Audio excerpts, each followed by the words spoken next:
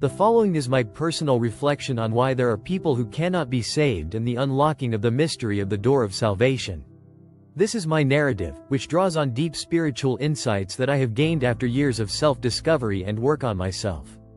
It contains no extraneous name or reference to the author. It is solely my authentic communication. When I approach the contemplation of the salvation of the soul, I enter into the silence that precedes the opening of the door. I perceive that behind each of these doors is the possibility of connecting to a source of love and harmony that surpasses all human understanding. However, not every person can pass through this gate. Some souls are so burdened by their fears, hurts, and stagnant patterns of behavior that the key stops turning in their hand. In what follows, I describe 7 archetypes of people whose insides are so closed that even the strongest key to salvation cannot break through their resistance. The first type is the man who abdicates his own responsibility.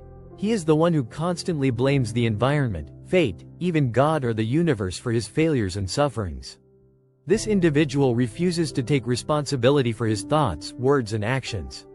Sacrifice has taken root within him, and until he is free of this role, he cannot break through the door of salvation. For the energy of sacrifice forms a wall of resistance that blocks the flow of love and grace. He must accept that even when injustice is done to him, his reaction and inner attitude determine his spiritual freedom. The second type is the unforgiving person. He is one who harbors resentment and bitterness. Every unforgiving person has a kind of scar in him that radiates toxic emotions. These emotions cloud the mind and prevent the acceptance of grace. There can be no inner healing until he begins the process of forgiveness, first to himself and then to all those who have wronged him.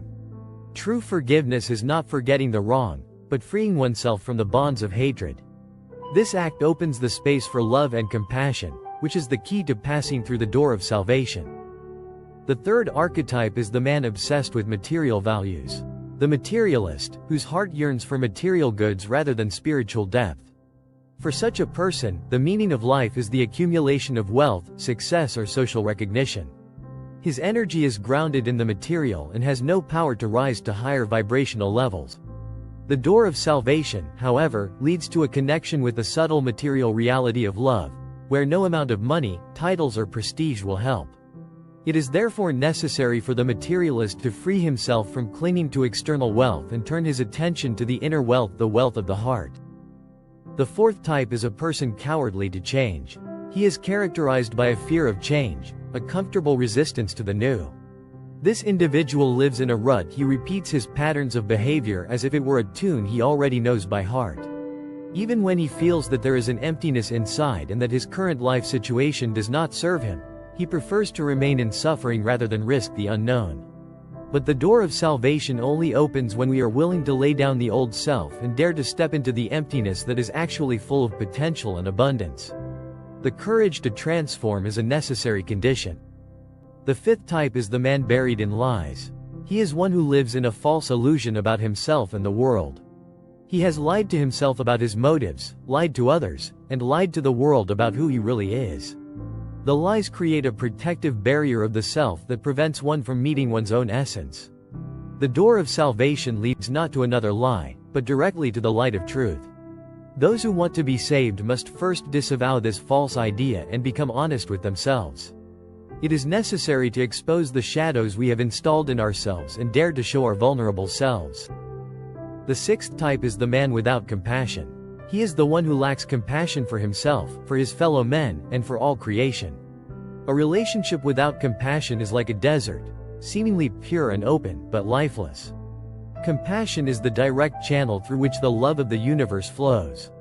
If it does not resonate in the heart, that love cannot reach us. That is why developing empathy and the capacity for empathy is crucial for the journey to the door of salvation. When we can hold another's pain without judging it, we open space within ourselves for healing energy. The seventh type is the person who abuses his power. He is one who has become an abuser, whether of physical, mental, emotional, or spiritual power. All abuse is violence, and violence destroys harmony. This individual has sided with the dark energy that destroys the life force. To pass through the door of salvation, he must first accept responsibility for his power and atone for the damage he has done. It is through acts of love and repentance that he can begin to cleanse his karma and return to the path of light. What then is the secret of the door of salvation? The door of salvation is not just a metaphor, it is a channel through which God's grace, the life-giving power of the universe, can flow. The key to it consists of three elements. The first is self-awareness, a clear awareness of one's condition, including faults and weaknesses. The second is repentance and forgiveness, a deep attunement to one's own soul and a sincere intention to change. The third is love and service, accepting love in its fullness and being willing to share it with others. Those who have this key can open the door of salvation without hindrance. However, each of the above 7 types holds a different tree of life, which prevents the key from being reversed or put in a lock. So how do we practically open the door of salvation? In my journey, I have found that each of us encounters all 7 types. Sometimes one of these qualities is more present in us. The key is not to judge ourselves, but to observe ourselves with love, accepting our own weaknesses and rejoicing in small victories. Here are 5 practical steps. Step 1 is daily meditation and introspection, a conscious time of deepening contact with your own inner self. Step 2 is a daily gratitude list, reinforcing the perception of the goodness within and around us. Step 3 is a concrete step of forgiveness, perhaps writing a letter to the one who wronged you and then symbolically burning it. Step 4 is a day of service, perform one act of kindness each week with no expectation of reward. And step 5 is shadow acceptance, a mirroring technique where you see a part of yourself in everyone who irritates you. There is hope for everyone, for even the most hardened of the above 7 types is not definitely excluded. The door of salvation is always open. The only requirement is sincerity and a willingness to step out. The moment a man decides to face his shadow, a power awakens within him that can melt even the thickest ice of ignorance. And is at that first step that we hear the soft click of the lock, a sign that the door of salvation is slowly opening. This narrative is my personal testimony of the path I have walked and continue to walk. And if you are reading these lines, you may already have your own key in your hand, you just don't know it yet. Just take the plunge, take the first step, and the door of salvation will indeed open for you.